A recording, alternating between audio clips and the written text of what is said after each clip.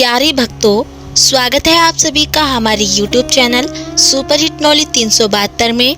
और आज हम आपको सुनाने वाले हैं भगवान श्री गणेश जी की पावन बुधवार व्रत कथा।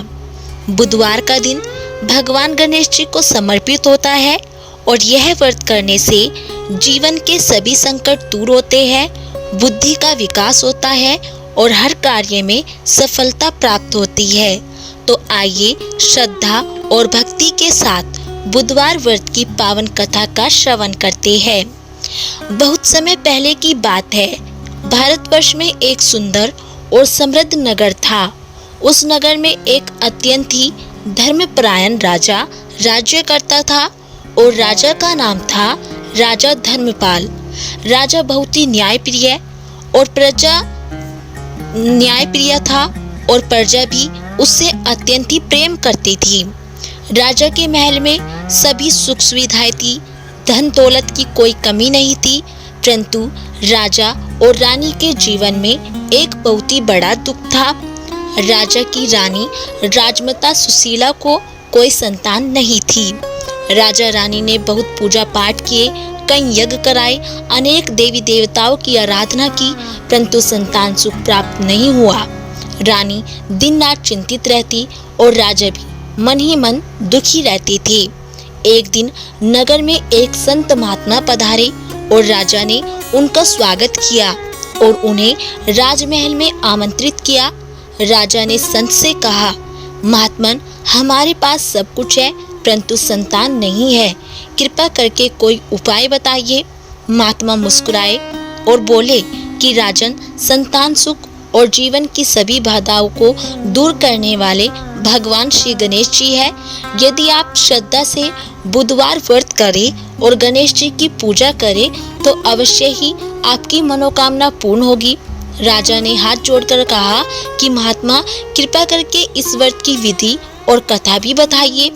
महात्मा बोले कि राजन, बुधवार का व्रत अत्यंत ही फलदायी है और इस दिन प्रातः स्नान करके गणेश जी को दुर्वा, मोदक और पीले फूल चढ़ाए, गणेश मंत्र का जाप करें और व्रत कथा का श्रवण करें। राजा रानी ने तुरंत ही यह व्रत करने का निश्चय कर लिया और अगले बुधवार को रानी ने सुबह स्नान किया, पीले वस्त्र धारण किए और गणेश जी की पूजा की। उन्होंने गणेश जी को मोदक अर्पित किए, दुर्वा चढ़ाई और श्रद्धा से प्रार्थना की कि हे विघ्नहर्ता श्री गणेश, हमारे जीवन का सबसे बड़ा दुख दूर कीजिए और हमें संतान सुख दीजिए। पूजा के बाद रानी ने बुधवार व्रत कथा सुनी और पूरे दिन उपवास रखा। राजा ने भी व्रत रखा। कुछ सप्ताह तक राजा रानी नियमित व्रत करते रहे, परंतु भगवान हमेशा भक्तों की परीक्षा लेते हैं। एक बुधवार को रानी बहुत ही कमजोर महसूस करने लगी। भूख और थकावट के कारण उन्हें चक्कर आने लगी। दासी ने कहा कि महारानी, आप कुछ फल खा लीजिए, परंतु रानी बोली कि नहीं, मैं गणेश जी का व्रत पूरी श्रद्धा से करूंगी, चाहे कुछ भी हो। और उसी समय महल में समाचार आया कि राजा युद्ध के लिए जा रहे हैं और रानी बहुत ही चिंतित हो गई है। राजा ने कहा, रानी चिंता मत करो, गणेश जी हमारे साथ है। राजा युद्ध पर चले गए और रानी हर बुधवार व्रत करती रही। एक दिन पूजा करते समय रानी की आंखों से आंसू बहने लगे। उन्होंने कहा कि हे प्रभु, क्या मेरी भक्ति स्वीकार नहीं है? तभी मंदिर में एक दिव्य प्रकाश हुआ और भगवान गणेश जी प्रकट हुए। रानी भयभीत होकर झुक गई और गणेश जी बोले कि हे वत्से, तुम्हारी भक्ति से मैं प्रसन्न हूँ, शीघ्र ही तुम्हारी मनोकामना पूर्ण होगी।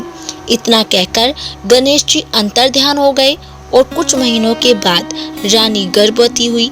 राजा युद्ध से विजयी होकर लौटे। महल में खुशी की लहर दौड़ गई और समय आने पर रानी ने एक सुंदर पुत्र को जन्म दिया और राजा ने पुत्र का नाम रखा गणेश दत्त। पूरा नगर उत्सव में डूब गया। राजा रानी ने संतान प्राप्ति के बाद भी बुधवार व्रत नहीं छोड़ा और समय बीतने लगा। राजा का पुत्र बड़ा होने लगा। राजा के मन में धीरे धीरे अहंकार आने लगा कि यह सब उसकी शक्ति से हुआ है। एक दिन राजा ने कहा कि अब हमें व्रत करने की क्या आवश्यकता है, अब तो सब कुछ मिल गया।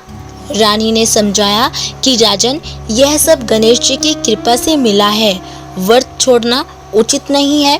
परंतु राजा ने व्रत बंद कर दिया और कुछ ही समय बाद महल में दुख का माहौल बन गया।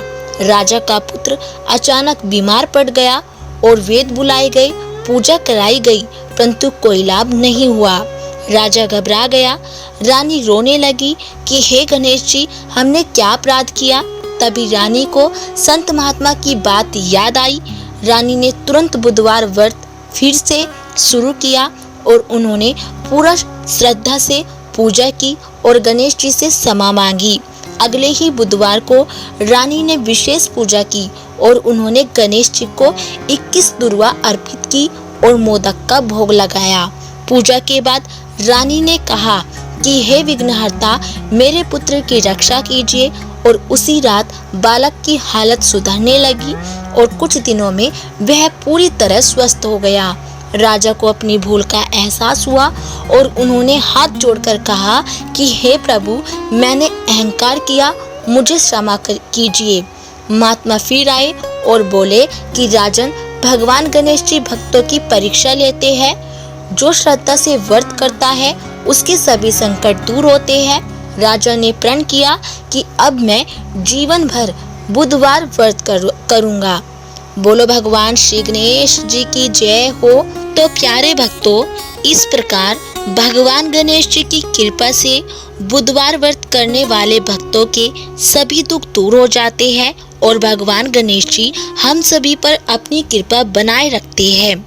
बोले भगवान श्री गणेश जी की जय हो। बोलो विघ्नहर्ता श्री गणेश जी की जय हो। प्यारे भक्तों, यदि आपको हमारी कथा अच्छी लगी हो तो प्लीज़ हमारी वीडियो को लाइक करें और चैनल को सब्सक्राइब करना ना भूलें।